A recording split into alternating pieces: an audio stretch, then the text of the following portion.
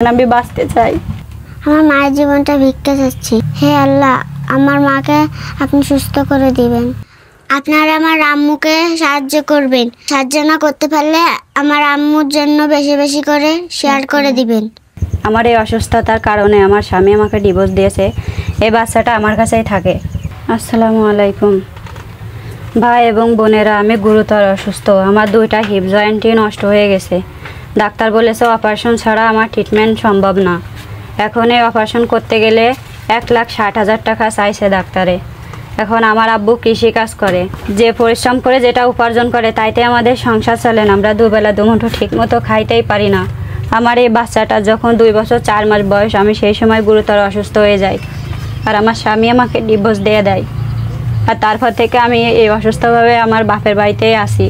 এই সমস্যার কারণে যে আমার পাটা অনেকটাই খাটো হয়ে গেছে, প্রায় 3 থেকে 3.5 ইঞ্চি খাটো হয়ে গেছে। আর এই যতই দিন যাচ্ছে ততই পা বেশি খাটো হয়ে যাচ্ছে, অতিরিক্ত ক্ষয় হয়ে গেছে, যার কারণে এই পাটা অনেকটাই খাটো হয়ে গেছে। আমাকে সাহায্য করেন ভাই ও বোনেরা, আমাকে সাহায্য করেন। আমি বাঁচতে চাই। আপনারা যে যেখানে আছেন আমাকে সাহায্য করেন, আমি বাঁচতে চাই। আমার এই এতিম বাচ্চাটা এর দিকে তাকায় আমাকে সাহায্য করেন। আমি আপনাদের মাঝে সুন্দরভাবে বাঁচতে চাই। হে আল্লাহ, যে যেখানে আছেন ভাইয়েরা আমাকে সাহায্য করুন, আমাকে বাঁচতে সাহায্য করুন, আমাকে সাহায্য করুন আপনারা। সবাই আমার মায়ের জন্য দোয়া করবেন। আমার আম্মুকে আপনারা সাহায্য করবেন।